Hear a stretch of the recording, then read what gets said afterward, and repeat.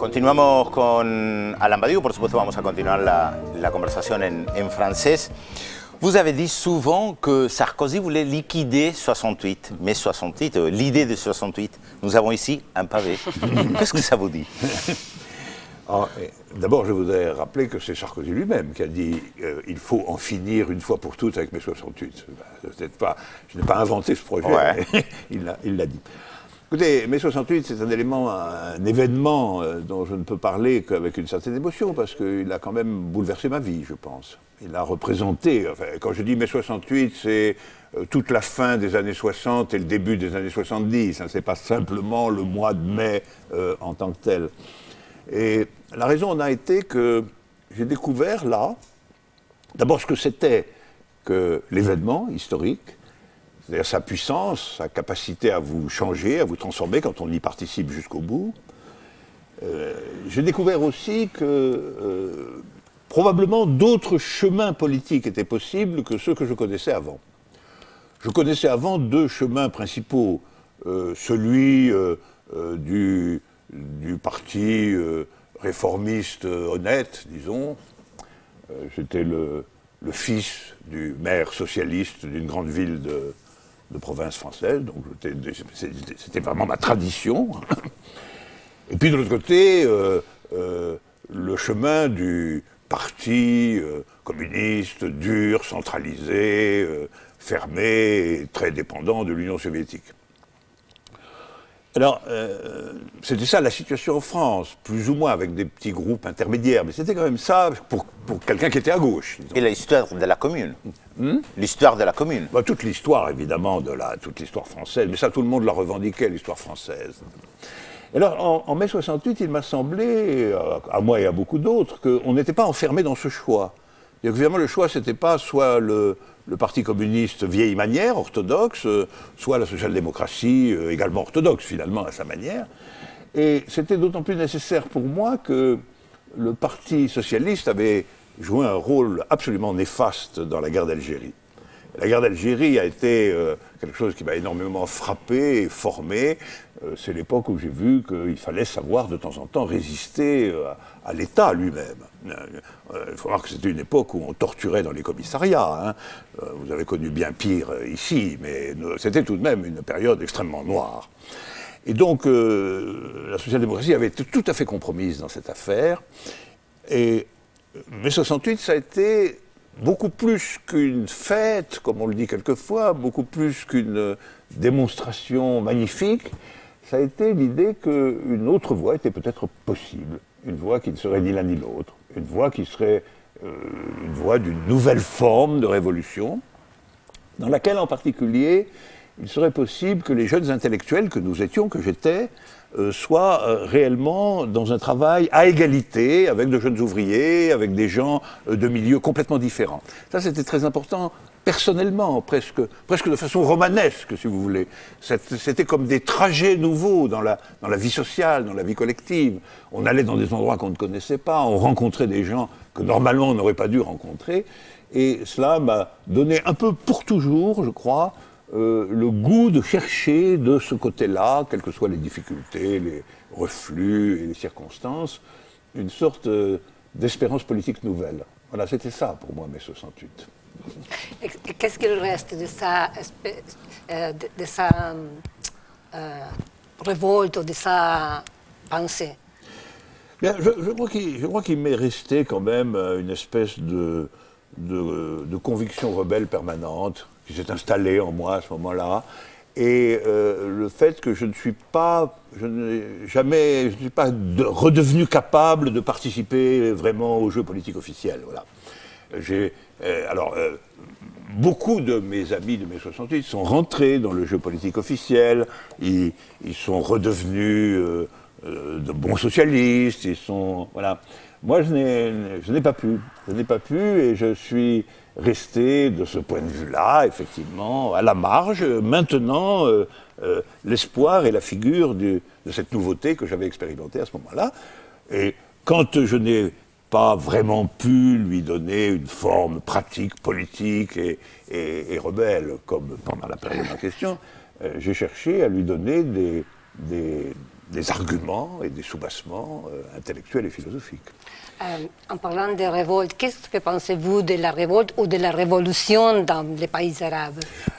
Je pense que c'est un événement tout à fait important, mais en même temps tout à fait incertain, tout à fait trouble encore. Je pense que c'est réellement, j'ai écrit un petit livre là-dessus qui s'appelle Le réveil de l'histoire.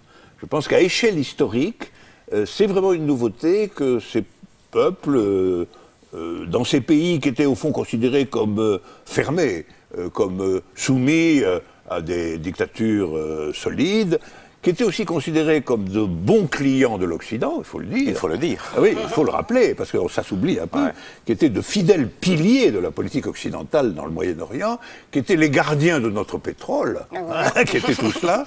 Et bien que dans cela, on voit quand même des peuples se soulever et dire nous voulons exister autrement, nous voulons être autre chose. Après tout, l'Égypte, c'est nous et pas Moubarak. La Tunisie, c'est nous et pas Ben Ali.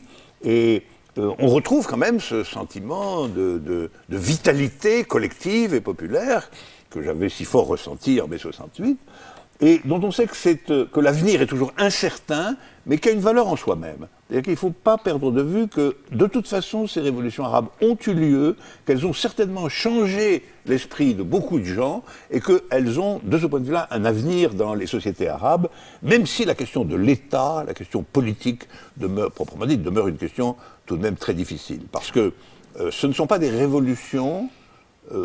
Vous avez utilisé le mot révolution, oui, justement. Pas tellement. J'ai utilisé le mot émeute, plutôt. Je dis les émeutes. Justement, maintenant, révolution, vous avez dit révolution arabe. Parce que c'est le nom commun qui a été donné. On a parlé du printemps arabe, révolution arabe. Bon, quelquefois, il faut parler la même langue que tout le monde. Vous comprenez. Mais si en révolution, au sens strict, c'est quand un État est renversé et remplacé par un autre. Là, des dirigeants d'État ont été renversés. Mais l'État lui-même, on voit bien en Égypte, l'armée est toujours là. C'est encore elle qui est à la manœuvre, quand même. Et en Tunisie, où les choses sont le plus avancées, il semble quand même que c'est finalement la prise en charge de l'État par un parti islamique qui va se réaliser. Et je sais que ce n'était pas l'objectif d'une grande partie du mouvement. Donc, et en Libye, l'État n'existe plus? En Libye? En Libye. Libye, l'État n'existe plus? Libye, l'État a été détruit par des bombardements occidentaux. Alors, c'est un autre cas de figure. Là, c'est vraiment un autre cas de figure. Je me suis absolument opposé à l'intervention en Libye. Ce n'est pas une révolte à la Libye? Il n'y a pas une révolte à la Libye? Il y a eu une révolte dans une partie de la Libye, dont nous savons maintenant que c'était une révolte sécessionniste à base tribale. Elle n'avait rien à voir avec les révoltes démocratiques de l'Égypte et de la Tunisie. Et il y a eu toute une opération instrumentée par les puissances occidentales pour casser les reins à Kadhafi pour des raisons extrêmement compliquées. La principale raison étant que Kadhafi envisageait qu'on récolte le prix du pétrole, non plus en dollars, mais avec une monnaie africaine. Et ça, c'était quelque chose qui était impardonnable. Et si on fait la comparaison entre la révolte de mai 68, la révolution culturelle en Chine, les révoltes arabes, est-ce que vous voyez des traits en commun? Je pense que les traits en commun sont l'affirmation qu'il importe absolument que la politique ne soit pas réduite à l'activité des États. C'est ça qui est dit dans tous les cas. Ce sont des situations complètement différentes, mais les peuples rassemblés, agissant, essaient de dire qu'on ne peut pas réduire l'activité politique au fait de choisir un État et de se soumettre à un État. Voilà. Et ça, c'est le grand problème politique ouvert, je pense, depuis la Révolution française, et qui n'est pas encore résolu. Qu'est-ce que c'est, en vérité, qu'une politique réellement démocratique? Prenons ce mot dans son sens le plus fort. Qu'est-ce que c'est que la responsabilité politique de la population tout entière? Voilà un problème qui a été ouvert il y a 2 siècles et qui est encore le nôtre. Et de temps en temps, les peuples nous rappellent que c'est en effet notre problème. Quel scénario d'avenir imaginez-vous avec la croissante influence de la Chine et de l'éruption de ces alliances telles que les BRICS? Je pense que alors là, si nous rentrons dans la géopolitique, je pense que le monde va changer rapidement et de façon spectaculaire dans les décennies qui viennent, parce que nous sommes en réalité dans le processus du véritable déclin de l'Occident. Ça, c'est évident. Ce déclin prendra du temps, il y a encore des réserves de puissance considérables dans nos pays. Des États-Unis aussi. Oui, mais en même temps, tout ça est à sa grandeur derrière. Maintenant, ce qui émerge, ce sont les grandes puissances asiatiques, ce sont aussi les pays d'Amérique latine, le Brésil et vous-même. Vous allez devenir des acteurs importants de la situation. On va voir apparaître des alliances étranges, paradoxales, nouvelles. On va voir un front uni entre le Brésil et la Turquie, des choses tout à fait inédites. Et l'histoire, au fond, qui est celle du 19e et du 20e siècle, est terminée. Le 21e siècle, c'est l'ouverture d'un autre monde. C'est l'ouverture d'un autre monde. C'est passionnant, c'est formidable. Notre temps aussi est terminé. C'était vraiment un plaisir de pouvoir parler avec vous. Et on a beaucoup de questions. J'espère la prochaine fois, on pourra... Je reviendrai avec plaisir. D'accord, je reviendrai avec plaisir aussi. Merci beaucoup y seguimos en Visión City Internacional. ¿Cuántos temas, Raúl, que se sumó con nosotros acá en la mesa?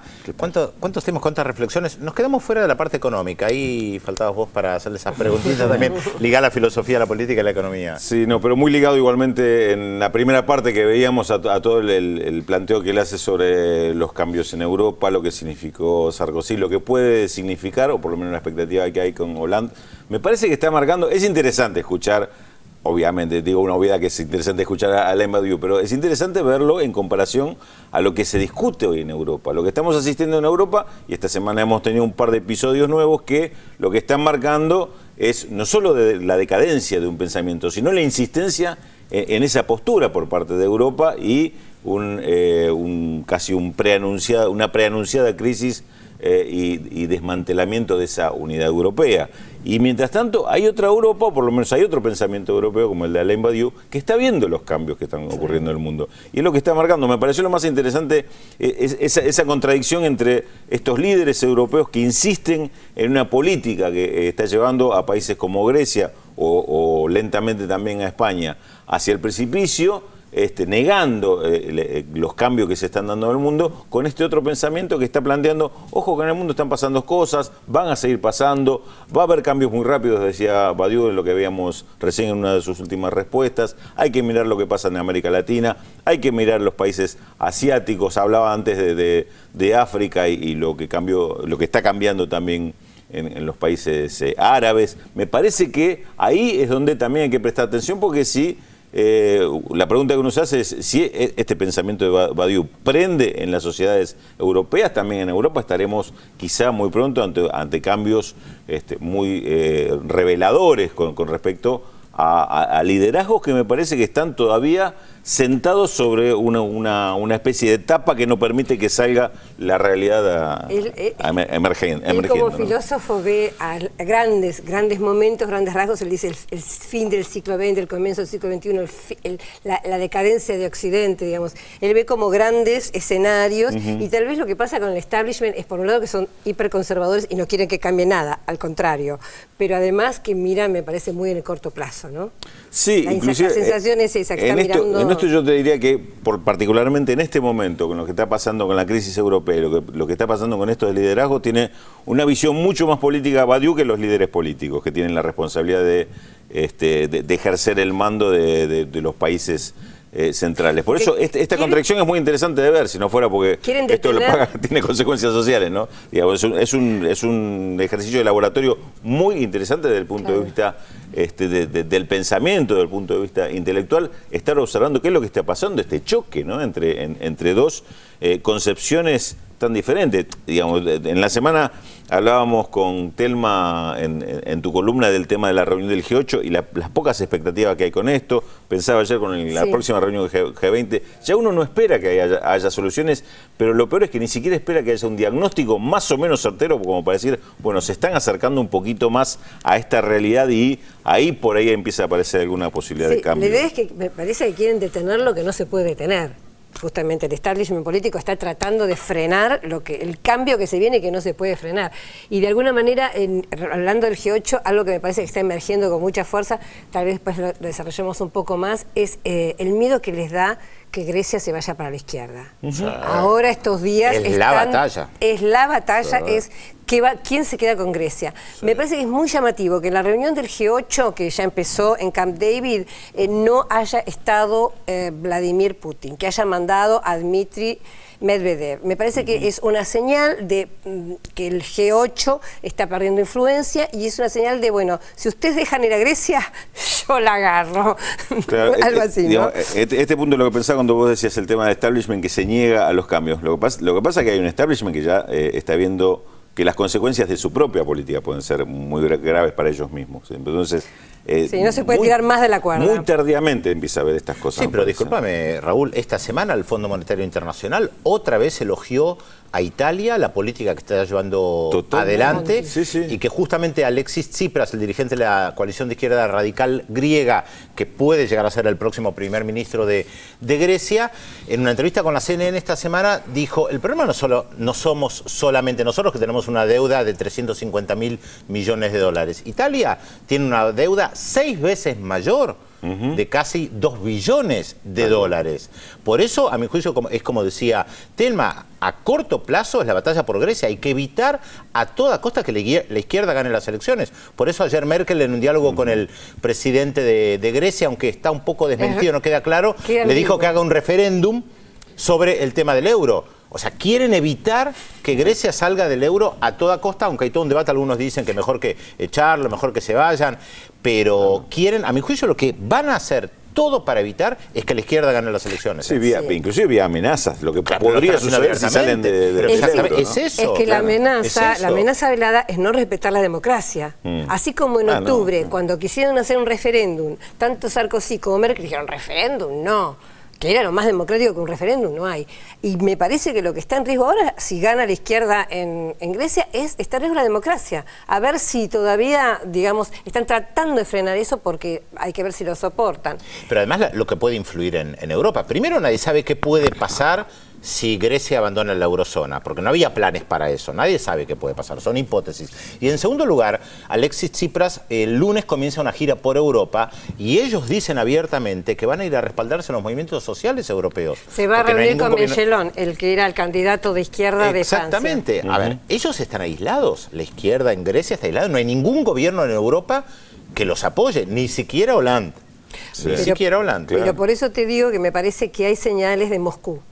Me parece que hay señales de Moscú de que ellos, en todo caso, podrían llegar a ayudar en caso de con que dinero. Con gas, con petróleo, con proveerlos de, no sé si con dinero exactamente, pero sin duda con ayuda de tipo logística. Uno de los dirigentes de Syriza me dijo, una vez que Tsipras asuma como primer ministro, va a ir a Rusia, va a ir a China y va a venir a América Latina. Le larga la mano Europa, sin duda. Y me parece que lo que pasa hoy en el G8 es la división que hay entre, digamos, Obama y Hollande, por un lado, y los sectores más duros como Monti y Merkel, es, yo decía, de un rango muy ajustado, y es entre un crecimiento con ajuste, que yo no sé, Rulo, si eso es posible, de armar, o el ajuste duro. Estadísticamente es posible de armar. ¿Ah, sí? Estadísticamente. Bueno.